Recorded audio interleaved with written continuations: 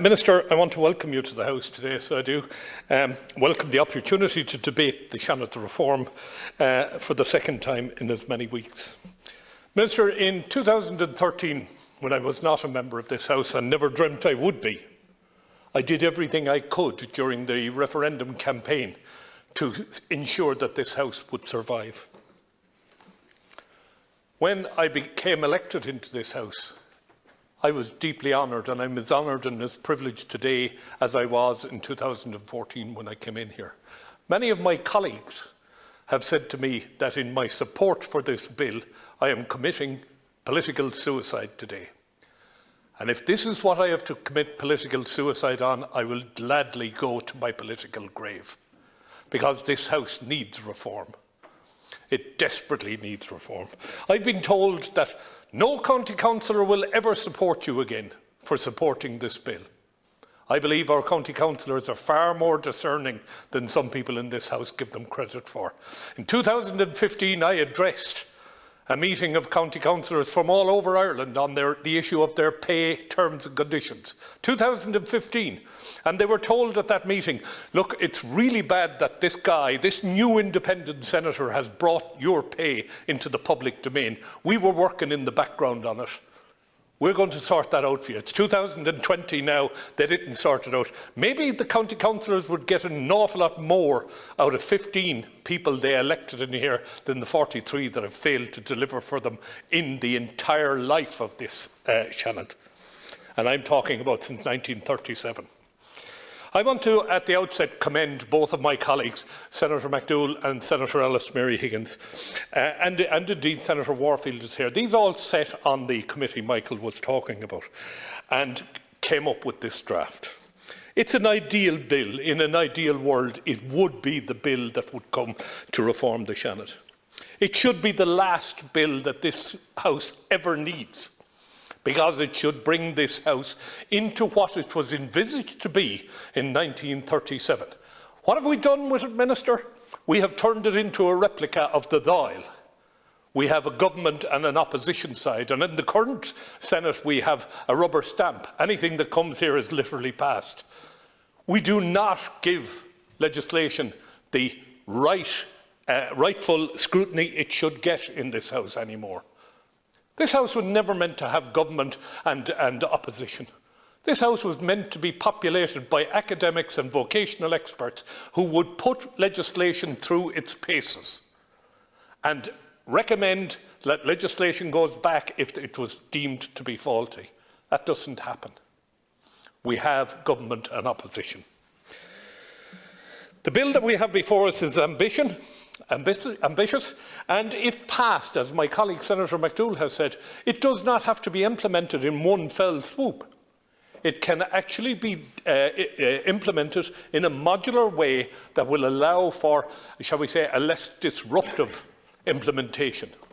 And I know, Minister, that your party is committed to Seanad's reform, but I'm afraid if the boat sails today, it will sail forever. I do not understand why we have to wait until the 31st of December 2021. There would be absolutely nothing wrong with passing this bill through all stages in this House and let it go from there to the Dáil and let it remain in the Dáil for whatever length of time it takes to pass through the Dáil. There is no need to do what's happening today. If this bill is passed, it would radically change the Seanad.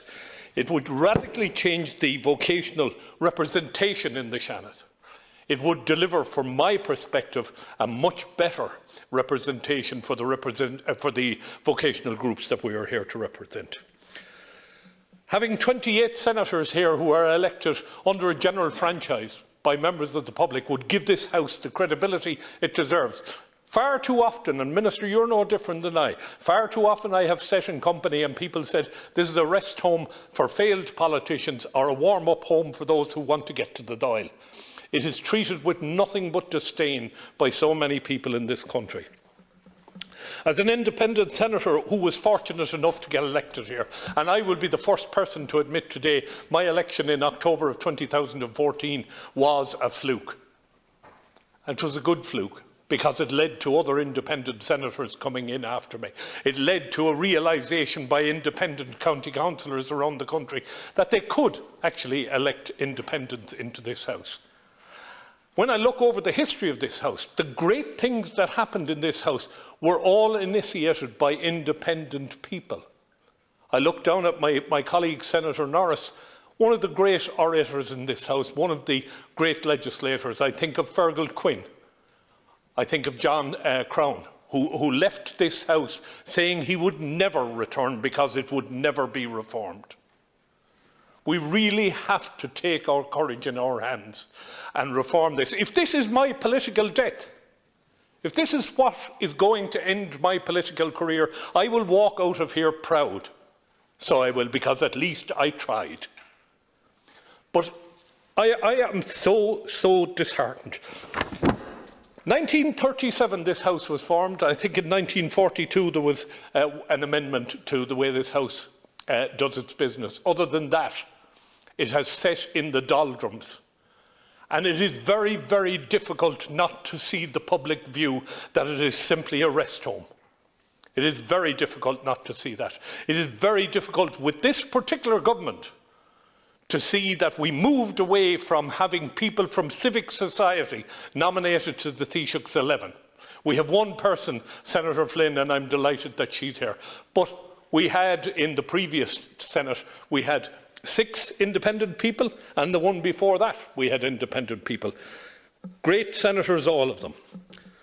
As a former postgraduate from the University of Limerick, I welcome the expansion of the university panel.